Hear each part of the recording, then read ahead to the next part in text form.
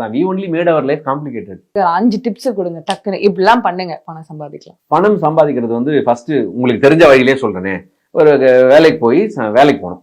முதல் ஸ்டெப் வேலைக்கு போறது. வேலைக்கு போய் அந்த இடத்துல பணம் சம்பாதிக்கிறது தான் வந்து எல்லாருக்கும் தெரிஞ்ச ஒரு கம்ஃபர்டபுளான ஒரு task. Everyone follows the comfort root.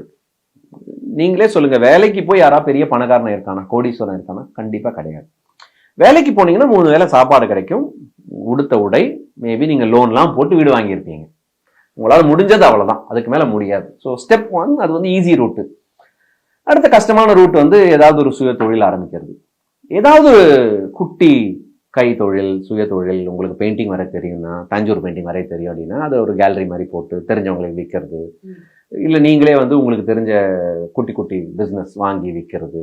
உங்களுக்கு மேனுஃபேக்சர் பண்ண தெரிஞ்சா மேனுஃபேக்சர், ஏதோ ஒரு சின்னதை சுய தொழில், ஏதோ ஒரு ஸ்கில் உங்களுக்குன்னு ஒன்று இருக்கும்ல. இன்னைக்கு வந்து நிறைய ஓப்பன் அப் ஆகிறது இதுதான். இது வந்து 2வது விதம், செல்ஃப் எம்ப்ளாய்மெண்ட். இல்லை உங்களுக்கு வந்து பிஸ்னஸ் பண்ணணும் அப்படின்னா பிஸ்னஸ்ல இறங்குங்க. ப்ராப்பரா வந்து ஒரு ப்ராப்ளம் என்னன்றதை கண்டுபிடிச்சி உங்ககிட்டயே ரிசர்ச் பண்ண சொல்யூஷன் இருக்குன்னா இருக்கு. இல்லைனா வந்து யாருக்கிட்டாவது ஒரு ப்ராடக்ட் இருக்கு, வெளிநாட்டில் ஒரு சக்ஸஸ்ஃபுல்லான ஒரு ஐடியா ஒர்க் ஆகுது அப்படின்னா, அது நம்ம வெளியூர்ல ஒர்க் ஆகுதுன்னா நம்ம ஊர்ல வந்து பண்ண முடியுமா பாருங்க.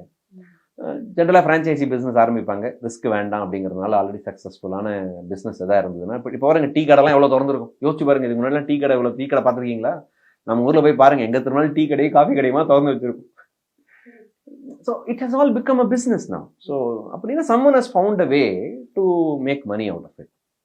So பிரச்சனை இருக்கு, பிரச்சனைக்கு சொல்யூஷன் கொடுத்தீங்கன்னா பணம் வரும். Do some business. அப்போ அதுக்கு வந்து கரெக்டான நாலேஜ் வேணும். இதுக்காக நீங்கள் வந்து ஹார்வர்டில் போய் MBA படிக்கணும்னு நான் சொல்ல வரல. பிஸ்னஸ் யார் பண்ணுறாங்களோ அவங்ககிட்ட போய் கேளுங்க, பழகுங்க, அந்த நெட்வொர்க்கை பில்ட் பண்ணுங்க, கான்டாக்ட் பில்ட் பண்ணால் பிஸ்னஸ் வழியாக பணம் வரும். 4வது விதம் என்ன? பணத்தை கன்வெர்ட் பண்ண தெரியணும். That means you invest in a business, you should and enjoy. மொத்தமே 4 விதம் தான் இருக்குது பணம் சம்பாதிக்கிறதுக்கு. ஒன்று வேலைக்கு போகணும், இல்லை செல்ஃப் எம்ப்ளாய்மெண்ட்டை தான் நான் பண்ணணும், இல்லை பிஸ்னஸ் பண்ணணும், இல்லை இன்வெஸ்ட் பண்ணணும். அதிகமாக எல்லாரும் எங்கே பணம் சம்பாதிப்பாங்க யார் இதில் அப்படின்னா, இன்வெஸ்டர் தான் அதிகமாக சம்பாதிக்கிறாங்க. அவங்க ஒன்றும் உழைக்கலாம் மாட்டாங்க. எங்கிட்ட இவ்வளோ கோடி பணம் இருக்குது, உங்கள் பிஸ்னஸில் நான் முதலீடு பண்ணிட்டேன், நீங்கள் அதை உழைச்சி எனக்கு காசு திருப்பி கொடுத்துருங்க. So I tend to anything. I hate money, my money is working as money. இருக்கிறதுலே ஹையஸ்ட் லெவல் பணம் சம்பாதிக்கிறது அவ்வளோதான். அதுக்கு ஹையஸ்ட் லெவல் நோட்டை பிரிண்ட் பண்ணுறது நம்ம கிட்ட அந்த கண்ட்ரோல் கிடையாது, நம்ம யாராலையும் பண்ண முடியாது. இன்னைக்கு எல்லாம் டிஜிட்டல் வேலட் ஆகிடுச்சு, எலக்ட்ரானிக்காக மாறி போச்சு. அப்படின்னும் போது ஆப்வியஸ்லி வந்து பணம் நிறையா சம்பாதிக்கணும்னா பிஸ்னஸ் பண்ணணும். பிஸ்னஸ் பண்ணணும் அப்படின்னா சால்வ் அ ப்ராப்ளம். பணம் வச்சிருக்கவங்களாம் கெட்டவங்க, தப்பான ஆங்கிள் தான் பணம் சம்பாதிக்கிறாங்க இப்படின்னு சொல்லி நம்ம சின்ன வயசுலயே ஒரு ப்ரோக்ராமிங் இருக்கு. மேபி உங்களுக்கு புரியுற மாதிரி சொல்லணும் அப்படின்னா, நீங்க அந்த காலத்து படம்லாம் பார்த்துருக்கீங்களா? எந்த காலத்து? எம்ஜிஆர் காலத்து படத்துலேருந்து அந்த காலத்துலேருந்து இப்போ லேட்டஸ்ட்டாக அந்த படம் வரைக்கும் பார்த்தீங்கல்ல. நீங்கள் பார்த்த எந்த படத்துலையாவது ஏழை வில்லனை பார்த்துருக்கீங்களா? இல்லையே. எல்லா படத்துலையும் villain with a rich man. So சின்ன வயசுலேயே நமக்கே தெரியாமல் உள்ள ஒரு ப்ரோக்ராமிங் என்ன இருக்குன்னா, பணம் வச்சிருக்கலாம் கெட்டவங்க, தப்பான வழியில் தான் சம்பாதிச்சிருப்பாங்க, பணம் வச்சுருந்தா வந்து அவங்க குணம் மாறிடும். உள்ளுக்குள்ளே எங்கேயோ நம்ம பேரண்ட்ஸும் நமக்கு வந்து கொஞ்சம் கொஞ்சமாக ஐடியாலஜிஸை உள்ள திணிச்சு வச்சுருப்பாங்க. ஸோ பணம் is a mind set and belief. அந்த பிலீஃப் அண்ட் மைண்ட் செட்டை நம்ம என்னைக்கு மாற்றுறோமோ பணம் சம்பாதிக்க ரொம்ப ஈஸின்னு புரியும். உங்களுக்கு பணம் சம்பாதிக்கணும்னா யாரோ ஒருத்தனுக்கு பிரச்சனை இருக்குது, அந்த பிரச்சனையை சால்வ் பண்ணுங்க, உங்களுக்கு பணம் கொடுக்க போகிறாங்க, அவ்வளோதான். Just exchange. அவங்களுக்கு 10x வேல்யூ கொடுத்து பாருங்க, உங்களுக்கு 10x ரிட்டர்ன் கொடுக்க போகிறாங்க. அதனால பணம் சம்பாதிக்கிறது ரொம்ப ஈஸி. எல்லாரும் வந்து இந்த 1-2 சக்ஸஸ் ஸ்டோரிஸை பார்த்துட்டு நானும் பில்லியர் ஆனேன், நானும் வந்து பெரிய கோடீஸ்வரன் ஆயிடுறேன், லாஜிக்கே இல்லாமல் சொல்லுவாங்க. ஓகே, முதல்ல வந்து பணம் சம்பாதிக்கிறதுக்கு முன்னாடி எனக்கு என்ன மாதிரி லைஃப் ஸ்டைல் வேணுன்ற ஒரு மைண்ட் செட் வரணும். எனக்கு என்ன லைஃப் ஸ்டைல் வேணும்? ஓகே, எனக்கு இந்த மாதிரி ஒரு வீடு வாங்கணும், இந்த மாதிரி ஒரு கார் இருக்கணும், எனக்கு இந்த மாதிரி ஒரு வாழ்க்கை இருக்கணும் அப்படிங்கிற ஒரு தெளிவு உள்ள யாருக்கு வருதோ அவங்க தான் வருஷத்துக்கு ஜெயிக்க முடியும். நம்ம வந்து நம்ம பைக் வச்சுருக்கோமா, ஐயோ பக்கத்து வீட்டில் கார் வச்சுருக்காங்க, அப்போ நம்ம வாங்கணும். நம்ம வந்து மாருதி வாங்கிட்டோமா, முன்னாடி இருக்கவங்க பென்ஸ் வாங்கிட்டாங்களா, அப்போ நம்ம பென்ஸ் வாங்கணும். அவங்க வந்து ஒரு வீடு வாங்கிட்டாங்களா, அப்போ நம்ம 2 வீடு வாங்கணும். ஸோ அந்த ஒரு போதுமன்ற மனப்பான்மை இல்லாமல் அடுத்தவங்க என்ன பண்ணுறாங்கன்னு பார்த்துட்டே இருக்க அந்த கம்பேரிசன்னால தான் வந்து பணத்து பின்னாடி ஓடிட்டே இருக்கும். நமக்கு என்ன வேணும்? Which gives us happiness. பணம் எவ்வளோ இருந்தால் ஹாப்பினஸ் வரும்? அதுக்கு ஒரு ரிசர்ச்லாம் கூட பண்ணியிருக்காங்க. ஒரு லெவலுக்கு மேலே பணத்தில் ஹாப்பினஸே கிடையாது அப்படின்னு. நீங்கள் கூகுளில் போய் படிச்சிங்கன்னா தெரியும். பணம் ஒரு லெவலுக்கு மேலே தான், அதுக்கு மேலே ஒன்றுமே பண்ண முடியாது. இருக்கிறதுல ரொம்ப ஈஸி பணம் சம்பாதிக்கிறதாங்க. மிச்சம்லாம் தாங்க ரொம்ப கஷ்டம். இருக்கிறதுல ரொம்ப ஈஸி பணம் சம்பாதிக்க. நீங்க பிரிண்ட் பண்ண போறீங்களா பணத்தை?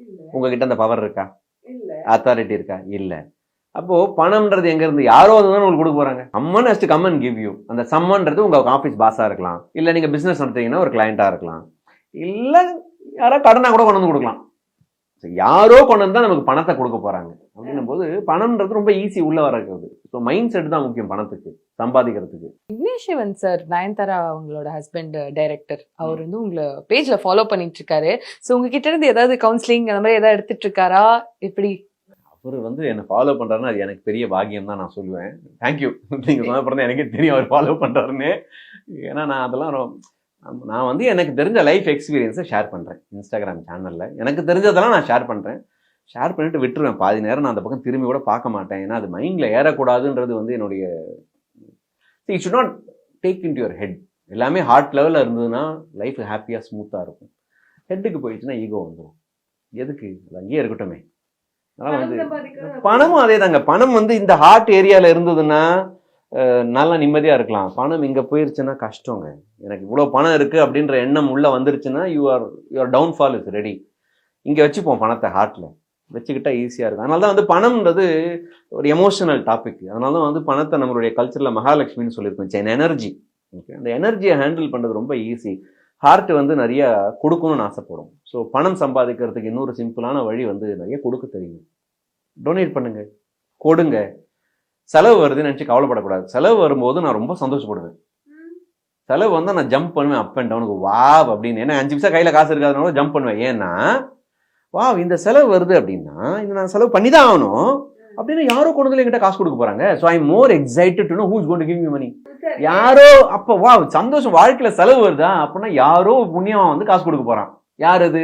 கஸ்டமரா இருக்கலாம், கடன்காரனாக யாரா வேணா இருக்கலாம். அதை பற்றிலாம் கணக்கு கிடையாது. யாரோ கொண்டு வந்து நம்மகிட்ட காசு கொடுக்க போறாங்க. ஸோ செலவுன்னு வரும்போது நம்ம கவலைப்படக்கூடாது.